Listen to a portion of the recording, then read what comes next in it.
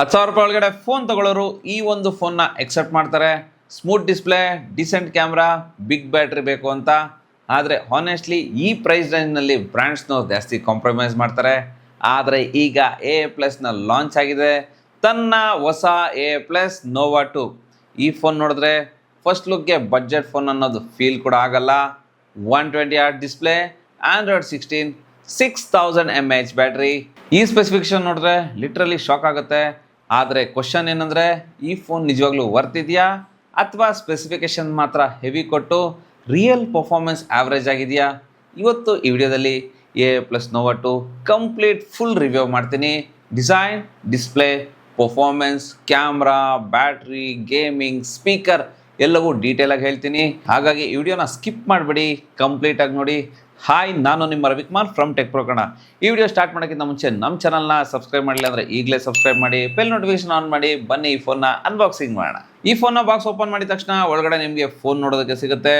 ಕೆಳಗಡೆ documentation, transparent case ಕೂಡ ಸಿಗ್ತಾ ಇದೆ.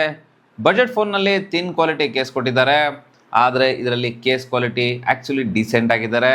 ಆದಮೇಲೆ ಟೈಪ್-C ಕೇಬಲ್ ಸಿಗ್ತಾ ಇದೆ, ಮತ್ತು ಬಾಕ್ಸ್ ಒಳಗಡೆ 10 ವಾಟ್ಸ್ ಚಾರ್ಜರ್ ಕೂಡ ಕೊಟ್ಟಿದ್ದಾರೆ. ಈ ಪ್ರೈಸ್ ರೇಂಜ್ನಲ್ಲಿ ಚಾರ್ಜರ್ ರಿಮೂವ್ ಮಾಡೋದು ಬ್ರ್ಯಾಂಡ್ಸ್ನವ್ರು ಇದ್ದಾರೆ, ಆದರೆ ಇವರು ಚಾರ್ಜರ್ ಕೂಡ ಕೊಟ್ಟಿದ್ದಾರೆ. ಈಗ ಈ ಫೋನ್ನ ಬಿಲ್ಡ್ ಕ್ವಾಲಿಟಿ ಮತ್ತು ಡಿಸೈನ್ ಬಗ್ಗೆ ಮಾತಾಡಿದ್ರೆ, ಫಸ್ಟ್ ಲುಕ್ನಲ್ಲಿ ಹಾನೆಸ್ಟ್ಲಿ ಈ ಫೋನ್ ಬಡ್ಜೆಟ್ ಫೋನ್ ಥರ ಫೀಲ್ ಆಗೋದೇ ಇಲ್ಲ. ಬ್ಯಾಕ್ ಸೈಡ್ನಲ್ಲಿ ಗ್ಲಾಸಿ ಫಿನಿಶಿಂಗ್ ಜೊತೆಗೆ ಸ್ಪಾರ್ಕಲ್ ಡಿಸೈನ್ ಕೊಟ್ಟಿದ್ದಾರೆ. ಲೈಟ್ ಬಿದ್ದಾಗ ರಿಫ್ಲೆಕ್ಷನ್ ಸೂಪರಾಗಿ ಕಾಣುತ್ತೆ. A+ ಬ್ರ್ಯಾಂಡಿಂಗ್ ಸಿಂಪಲ್ ಆಗಿದೆ. ಕ್ಯಾಮ್ರಾ ಮಾಡೆಲ್ ಕೂಡ ಕ್ಲೀನ್ ಲುಕ್ ಇದೆ. ಗ್ಲಾಸಿ ಫಿನಿಶಿಂಗ್ ಇರೋದ್ರಿಂದ ಫಿಂಗರ್ ಪ್ರಿಂಟ್ ಮಾರ್ಕ್ ಬೇಗ ಬೀಳುತ್ತೆ, ಆದರೆ ಲುಕ್ ಡಿಸೈನ್ ಅಟ್ರಾಕ್ಟಿವ್ ಅನಿಸುತ್ತೆ. Side mounted fingerprint sensor ಕೊಟ್ಟಿದ್ದಾರೆ, ಮತ್ತು ಸೆನ್ಸಾರ್ ಸ್ಪೀಡ್ ಹಾನೆಸ್ಟ್ಲಿ ಫಾಸ್ಟ್ ಇದೆ. ಟಚ್ ಮಾಡಿದ ತಕ್ಷಣ ಅನ್ಲಾಕ್ ಆಗುತ್ತೆ. ಆದರೆ ಈ ಪ್ರೈಸ್ ರೇಂಜ್ನಲ್ಲಿ ಕೆಲವೊಮ್ಮೆ ಡಿಲೇ ಆಗುತ್ತೆ, ಆದರೆ ಇದರ ರೆಸ್ಪಾನ್ಸ್ ಚೆನ್ನಾಗಿದೆ. ಫೋನ್ ಇನ್ ಹ್ಯಾಂಡ್ ಫೀಲ್ ಕೂಡ ಡೀಸೆಂಟ್ ಆಗಿದೆ. ವೆಯ್ಟ್ ಬ್ಯಾಲೆನ್ಸ್ ಸರಿಯಾಗಿ ಮಾಡಿದ್ದಾರೆ, ಒಂದು ಕೈಯಲ್ಲಿ ಯೂಸ್ ಮಾಡ್ಬೋದು, ಏನೂ ಸಮಸ್ಯೆ ಇಲ್ಲ. ಈಗ ಇದರ ಡಿಸ್ಪ್ಲೇ ಬಗ್ಗೆ ಮಾತಾಡಿದ್ರೆ ಇದರಲ್ಲಿ 6.74 inches HD+ IPS LCD display ಸಿಗ್ತಾ ಇದೆ. ಮೊದಲಿಗೆ IPS LCD ಕ್ವಾಲಿಟಿ ಕಡಿಮೆ ಇರುತ್ತೆ ಅಂತ ನಿಮಗೆ ಫೀಲ್ ಆಗ್ಬೋದು, ಆದರೆ ಆ್ಯಕ್ಚುಲಿ ಇದರಲ್ಲಿ ಡಿಸ್ಪ್ಲೇ ಸರ್ಪ್ರೈಸಿಂಗ್ಲಿ ಚೆನ್ನಾಗಿದೆ. ಇದರಲ್ಲಿ 120Hz ರಿಫ್ರೆಶ್ ರೇಟ್ ಸಿಗ್ತಾ ಇದೆ. ಈ ಪ್ರೈಸ್ ರೇಂಜ್ನಲ್ಲಿ ಯೂಶುವಲಿ 90Hz ಕೂಡ ಸಿಗಲ್ಲ, ಆದರೆ ಇದರಲ್ಲಿ ಸ್ಕ್ರೋಲಿಂಗ್ ಸ್ಮೂತ್ ಆಗಿ ಫೀಲ್ ಆಗುತ್ತೆ. Instagram scrolling, YouTube, UI animation, over all smooth experience ನಿಮಗೆ ಕೊಡುತ್ತೆ. ಇದರ ಬ್ಲೆಜಲ್ ಸ್ವಲ್ಪ ದೊಡ್ಡದಾಗಿದೆ, ಎಸ್ಪೆಷಲಿ ಕೆಳಗಡೆನ ಚಿನ್ ನೋಟಿಸಬಲ್ ಆಗಿದೆ. ಆದರೆ ಡಿಸ್ಪ್ಲೇ ಸೈಜ್ ದೊಡ್ಡದಾಗಿರೋದ್ರಿಂದ ಕಂಟೆಂಟ್ ವಾಚಿಂಗ್ ಎಕ್ಸ್ಪೀರಿಯನ್ಸ್ ಚೆನ್ನಾಗಿದೆ. ಬ್ರೈಟ್ನೆಸ್ ಇಂಡೋರ್ ಯೂಸೇಜ್ ಚೆನ್ನಾಗಿದೆ, ಆದರೆ ಔಟ್ಡೋರ್ ಡೈರೆಕ್ಟ್ ಸನ್ಲೈಟ್ನಲ್ಲಿ ಆವ್ರೇಜ್ ಪರ್ಫಾರ್ಮೆನ್ಸ್ ಕೊಡುತ್ತೆ. ನೀವು AMOLED ಲೆವೆಲ್ ಬ್ರೈಟ್ನೆಸ್ನ ಎಕ್ಸೆಪ್ಟ್ ಮಾಡೋಕ್ಕೋಗ್ಬಿಡಿ, ಆದರೆ ಬಡ್ಜೆಟ್ ಫೋನ್ ಅಂತ ನೋಡೋದಾದರೆ ಇದು ಓಕೆ. ಇನ್ನು ಈ ಫೋನ್ನ ಸಾಫ್ಟ್ವೇರ್ ಬಗ್ಗೆ ಮಾತಾಡೋದಾದರೆ ಇದರಲ್ಲಿ ಬಿಗ್ಗೆಸ್ಟ್ ಹೈಲೈಟ್ ಏನಂದರೆ, ಈ ಫೋನ್ ಆಂಡ್ರಾಯ್ಡ್ 16 ಜೊತೆಗೆ ಬರ್ತಾ ಇದೆ. ಈ ಪ್ರೈಸ್ ರೇಂಜ್ನಲ್ಲಿ ಲೇಟೆಸ್ಟ್ ಆಂಡ್ರಾಯ್ಡ್ ಸಿಗೋದು ರೇರ್ ಆಗಿದೆ. ಇದು ಕ್ಲೀನ್ UI ಜೊತೆಗೆ ಫೀಲ್ ಕೊಡುತ್ತೆ. ಅನ್ನೆಸರಿ ಲ್ಯಾಗ್ ಅಥವಾ ಹೆವಿ ಆನಿಮೇಷನ್ಸ್ ಇಲ್ಲ. ಪ್ರೀ ಇನ್ಸ್ಟಾಲ್ಡ್ ಆ್ಯಪ್ಸ್ ಬರಲ್ಲ. ಕ್ಲೀನ್ UI ಎಕ್ಸ್ಪೀರಿಯನ್ಸ್ ಕೊಡುತ್ತೆ. ಆದರೆ ಇದಕ್ಕೆ ಎಷ್ಟು ವರ್ಷ ಅಪ್ಡೇಟ್ ಸಿಗುತ್ತೆ ಅಂತ ಗೊತ್ತಿಲ್ಲ, ಆದರೆ 1 ರಿಂದ 2 ವರ್ಷ ಅಪ್ಡೇಟ್ ಆರಾಮಾಗಿ ಸಿಗುತ್ತೆ. ಇನ್ನು ಇದರ ಪರ್ಫಾರ್ಮೆನ್ಸ್ ಬಗ್ಗೆ ಮಾತಾಡಿದ್ರೆ ಇದರಲ್ಲಿ ಯುನೆಸ್ಕೋ T8200 ಪ್ರೊಸೆಸರ್ ಕೊಟ್ಟಿದ್ದಾರೆ. ಇದರಲ್ಲಿ 5 lakh+ ಆಂಥಿಥಿ ಸ್ಕೋರ್ ಬರುತ್ತೆ. 100% CPU ಥ್ರೋಟಲ್ ಬರುತ್ತೆ. ಈ ಫೋನ್ ಜಾಸ್ತಿ ಹೀಟ್ ಆಗಲ್ಲ. ಜೊತೆಗೆ ಇದರಲ್ಲಿ LPDDR4X RAM ಸಪೋರ್ಟ್ ಕೂಡ ಸಿಗ್ತಾ ಇದೆ. ವೇರಿಯಂಟ್ಸ್ ಬಗ್ಗೆ ಮಾತಾಡೋದಾದರೆ 4GB RAM plus 64GB storage ಮತ್ತು 6GB RAM 128GB ಸ್ಟೋರೇಜ್ ವೇರಿಯಂಟ್ಸಲ್ಲಿ ಅವೈಲಬಲ್ ಇದೆ. ಡೈಲಿ ಯೂಸೇಜ್ನಲ್ಲಿ ಈ ಫೋನ್ ಡೀಸೆಂಟ್ ಪರ್ಫಾರ್ಮೆನ್ಸ್ ಕೊಡುತ್ತೆ. ಕಾಲಿಂಗ್, ವಾಟ್ಸಪ್, ಯೂಟ್ಯೂಬ್, ಮಲ್ಟಿಟಾಸ್ಕಿಂಗ್ ಎಲ್ಲವೂ ಸ್ಮೂತಾಗಿ ಹ್ಯಾಂಡಲ್ ಮಾಡುತ್ತೆ. ಈ ಫೋನ್ ಹೆವಿ ಗೇಮ್ಸ್ ಫೋನ್ ಅಂತ ನಾನು ಹೇಳ್ತಾ ಇಲ್ಲ, ಆದರೆ ಕ್ಯಾಶುವಲ್ ಗೇಮಿಂಗ್ ಕಂಫರ್ಟಬಲ್ ಆಗಿ ಯೂಸ್ ಮಾಡೋದು. BGMI, ಫ್ರೀ ಫೈರ್ ಲೋ ಸೆಟ್ಟಿಂಗ್ಸಲ್ಲಿ ಆಡ್ಬೋದು. ಈ ಫೋನ್ನ ಎಕ್ಸ್ಪೀರಿಯನ್ಸ್ ಚೆನ್ನಾಗಿದೆ. ಲಾಂಗ್ ಗೇಮಿಂಗ್ ಸೆಷನ್ಸ್ನಲ್ಲಿ ಹೀಟಿಂಗ್ 100% ಬಂದೇ ಬರುತ್ತೆ. ಸ್ಟೋರೇಜ್ ಎಕ್ಸ್ಪ್ಯಾಂಡ್ ಮಾಡೋ ಆಪ್ಷನ್ ಕೂಡ ಇದೆ.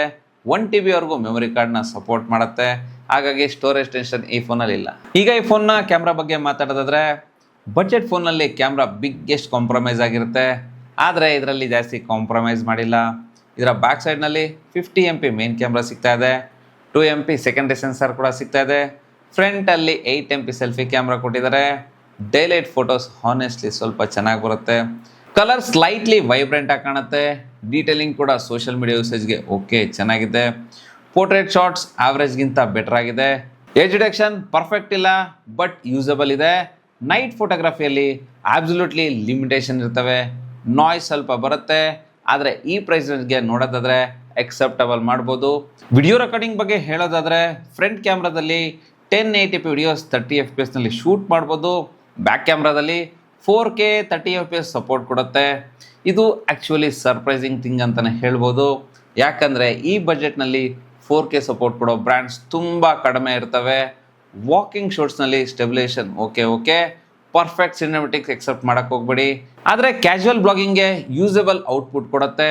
ಮೈಕ್ರೋಫೋನ್ ಕ್ವಾಲಿಟಿ ಕೂಡ ಡೀಸೆಂಟ್ ಆಗಿದೆ. ಔಟ್ಡೋರ್ ವಾಯ್ಸ್ ಕ್ಲಾರಿಟಿ ಆವ್ರೇಜ್ಗಿಂತ ಬೆಟರ್ ಅನಿಸುತ್ತೆ. ಇನ್ನು ಇದರ ಬ್ಯಾಟ್ರಿ ಡಿಪಾರ್ಟ್ಮೆಂಟ್ನಲ್ಲಿ ಈ ಫೋನ್ ಸ್ಟ್ರಾಂಗ್ ಇದೆ. ಇದರಲ್ಲಿ 6000 mAh ಬ್ಯಾಟ್ರಿ ಕೊಟ್ಟಿದ್ದಾರೆ.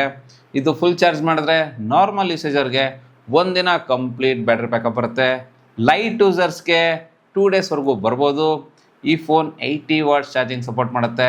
ಆದರೆ ಬಾಕ್ಸ್ನಲ್ಲಿ 10 ವಾಟ್ಸ್ ಚಾರ್ಜರ್ ಸಿಗ್ತಾ ಇದೆ. ಇದು ನಿಮಗೆ ಸ್ಮಾಲ್ ಡಿಸಪಾಯಿಂಟ್ಮೆಂಟ್ ಅನ್ಸ್ಬೋದು. ನಿಮ್ಮ ಹತ್ರ ಏನಾದರೂ 18 ವಾಟ್ಸ್ ಚಾರ್ಜರ್ ಇದ್ದರೆ ಇದು ಸ್ಪೀಡಾಗಿ ಚಾರ್ಜ್ ಆಗುತ್ತೆ, ಇದನ್ನು ಯೂಸ್ ಮಾಡ್ಕೊಳ್ಬೋದು. ಇನ್ನು ಇದರ ಕನೆಕ್ಟಿವಿಟಿ ಮತ್ತು ಎಕ್ಸ್ಟ್ರಾ ಫೀಚರ್ಸ್ ಬಗ್ಗೆ ಮಾತಾಡೋದಾದರೆ ಈ ಫೋನ್ನಲ್ಲಿ 8 5G ಬ್ಯಾಂಡ್ ಸಪೋರ್ಟ್ ಸಿಗ್ತಾ ಇದೆ. ಫ್ಯೂಚರ್ ಯೂಸೇಜ್ಗೆ ಇದು ಚೆನ್ನಾಗಿರುತ್ತೆ. ವೈಫೈ 5 ಸಪೋರ್ಟ್ ಇದೆ. ಬ್ಲೂಟೂತ್ 5.0 ಸಿಗ್ತಾ ಇದೆ. ಕೆಳಗಡೆ ಸಿಂಗಲ್ ಸ್ಪೀಕರ್ ಸೆಟಪ್ ಕೂಡ ಇದೆ. ಸ್ಪೀಕರ್ ಲೌಡ್ನೆಸ್ ಡೀಸೆಂಟ್ ಆಗಿದೆ. ಮ್ಯೂಸಿಕ್ ಕೇಳೋರಿಗೆ ಯೂಟ್ಯೂಬ್ ವಾಚಿಂಗ್ಗೆ ಇದು ಚೆನ್ನಾಗಿರುತ್ತೆ.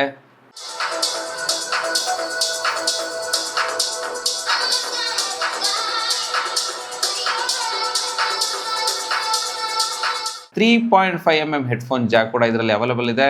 ಈಗಲೂ ವರ್ಡ್ ಫೋನ್ ಯೂಸ್ ಮಾಡೋರು ಇದನ್ನು ಯೂಸ್ಫುಲ್ ಫೀಚರ್ ಅಂತಲೇ ಹೇಳ್ಬೋದು. ಇನ್ನು ಈ ಫೋನ್ಗೆ IP64 ರೇಟಿಂಗ್ ಕೂಡ ಕೊಟ್ಟಿದ್ದಾರೆ. ಅಂದರೆ ಡಸ್ಟ್ ಮತ್ತು ಲೈಟ್ ವಾಟರ್ ಸ್ಪ್ಲಾಶಸ್ನ ಹ್ಯಾಂಡಲ್ ಮಾಡುತ್ತೆ. ಹೆವಿ ರೈನ್ಸ್ಗೆ ವಾಟರ್ ಡ್ಯಾಮೇಜ್ ಆಗುತ್ತೆ. ಈ ಫೋನ್ನ ನೀರಲ್ಲಿ ಹಾಕೋಬೇಡಿ, ವಾಟರ್ ಡ್ಯಾಮೇಜ್ ಆಗುತ್ತೆ. ಸೊ ಫೈನಲಿ A+ Nova 2 ಯಾರಿಗೆ ರೆಕಮೆಂಡ್ ಮಾಡ್ಬೋದು ಅಂದರೆ ನಿಮಗೆ ಬಜೆಟ್ 9000ದಿಂದ 11000 ರೂಪಾಯಿ ಅರೌಂಡ್ ನಿಮಗೆ ಫೋನ್ ಬೇಕಾಗಿದ್ರೆ ಮತ್ತು ನೀವು smooth daily usage 5G phone ಹುಡುಕ್ತಾ ಇದ್ದರೆ ಈ ಫೋನ್ ಡೆಫಿನೆಟ್ಲಿ ನೀವು ಕನ್ಸಿಡರ್ ಮಾಡ್ಬೋದು. ಯಾಕಂದರೆ ಈ ಪ್ರೈಸ್ ರೇಂಜ್ನಲ್ಲಿ 120Hz ಡಿಸ್ಪ್ಲೇ ಸಿಗ್ತಾ ಇದೆ. Android 16ನಲ್ಲಿ ಬರ್ತಾ ಇದೆ. 6000 mAh ಬ್ಯಾಟ್ರಿ ಇದೆ. 4K ರೆಕಾರ್ಡಿಂಗ್ ಸಪೋರ್ಟ್ ಮಾಡುತ್ತೆ. 5G ಸಪೋರ್ಟ್ ಕೂಡ ಇದೆ. ಈ ಎಲ್ಲ ಫೀಚರ್ಸ್ ಒಂದರಲ್ಲೇ ಸಿಗ್ತಾ ಇದೆ. ಆದರೆ ಇದರಲ್ಲಿ AMOLED ಡಿಸ್ಪ್ಲೇ ಇಲ್ಲ. ಅಲ್ಟ್ರಾ ಲೆವೆಲ್ ಗೇಮಿಂಗ್ ಪರ್ಫಾರ್ಮೆನ್ಸ್ ಕೂಡ ಇಲ್ಲ. ಆದರೆ ಓವರ್ ಆಲ್ ಪ್ಯಾಕೇಜ್ ನೋಡೋದಾದರೆ A+ Nova 2 actually solid value for money phone ಅನಿಸುತ್ತೆ. ಆದರೆ ನಿಮಗೆ ಈ ಫೋನ್ ಬಗ್ಗೆ ಏನನ್ನಿಸ್ತು ಕಮೆಂಟ್ ಮಾಡಿ ಹೇಳಿ. ಈ ವಿಡಿಯೋ ಇಷ್ಟ ಆದರೆ ಲೈಕ್ ಮಾಡಿ. ನಮ್ಮ ಚಾನಲ್ನ ಸಬ್ಸ್ಕ್ರೈಬ್ ಮಾಡಿಲ್ಲ ಅಂದರೆ ಈಗಲೇ ಸಬ್ಸ್ಕ್ರೈಬ್ ಮಾಡಿ. Ravikumar signing off. Thank you, ಧನ್ಯವಾದಗಳು.